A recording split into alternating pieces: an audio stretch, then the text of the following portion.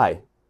So I'm a bit nervous because what I'm going to talk about is a bit of a delicate topic. I'm not sure that I have the most appropriate or the most correct terminology to talk about this, but I'm going to do my very best to use language that is as respectful as possible. Now, while what I'm going to share is an experience that is personal to me, it is at the same time a reflection of the society that I come from, which is not the same society that I currently live in.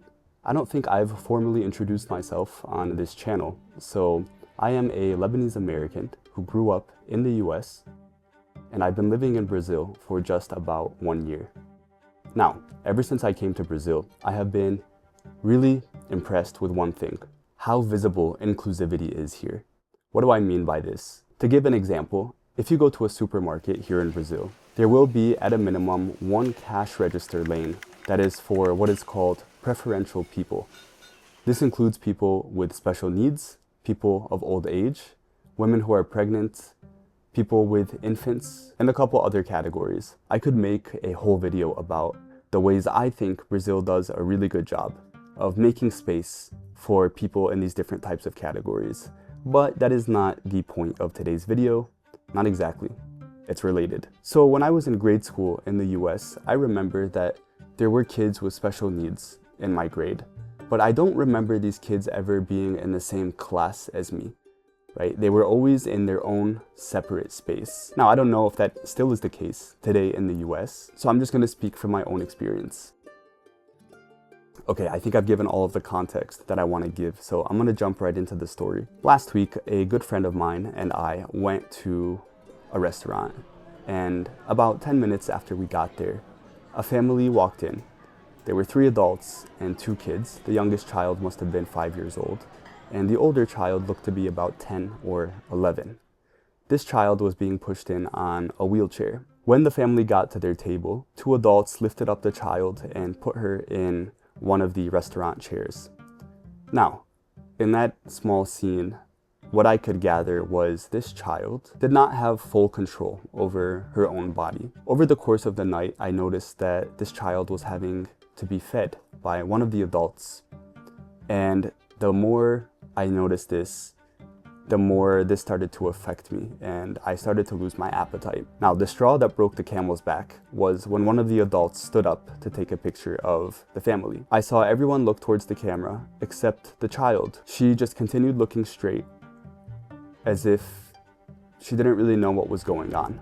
What I gathered from this scene was that this child was not completely capable of responding to external stimuli, as most of us are able to. At this point, I started crying and I completely lost my appetite, and I entered an existential crisis mode. I told my friend, if God exists, why does he create people who are unable to fully use their bodies the way you and I can? And I really hope there is something after this life, because it's not fair that they're not able to live in the same way that we are able to live. Now, my friend looked at me and he said, "Look, I understand the way you're feeling, but for us to react like this means that we're putting ourselves up here and putting them down here. Who are you to say that this person isn't living a happy life or a full life just because she's unable to do all the things that you're able to do? If you had grown up like my students, you would see them as just any other human being and not someone to be pitied." Okay, pause. I need to give some context here for this to make sense. My friend has been a public school teacher for several years, and some years ago, Brazil passed a national law that mandates that in schools, kids with special needs be integrated into the same classes as students who don't have special needs. So what this looks like on the ground is these kids are in the same class as everyone else, of course, but they also have a teacher, a personal teacher, who's there in the class with them to help them participate the most that they can. So my friend is used to interacting with people with special needs, because he has to teach them just like he teaches every other student. Without directly saying this to me, he was implying that I am a perfect example of a big problem with society. We don't know how to act around people with special needs.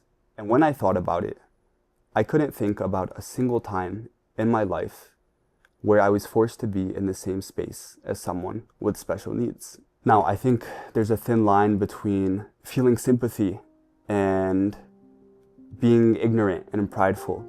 I think it's okay to let our hearts break a little bit for the objective fact that life is logistically harder for people like this child at the restaurant. But the problem is I was assuming, covered up by my sympathy, that this child was unable or incapable of enjoying life to the same extent that I or any other person would be. I think the fact that I even started off this video by saying this is a delicate topic, I'm not sure that I have the right terminology, speaks to my ignorance and my lack of exposure.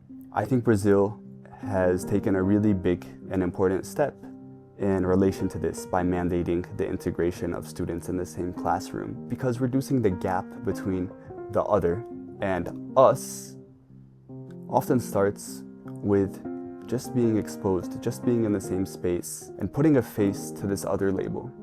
Okay, in the spirit of trying to make this channel an honest documentation of my life, I understand that I am opening up myself to the possibility of criticism, putting this out on a public platform, but that is part of the package of being a YouTuber.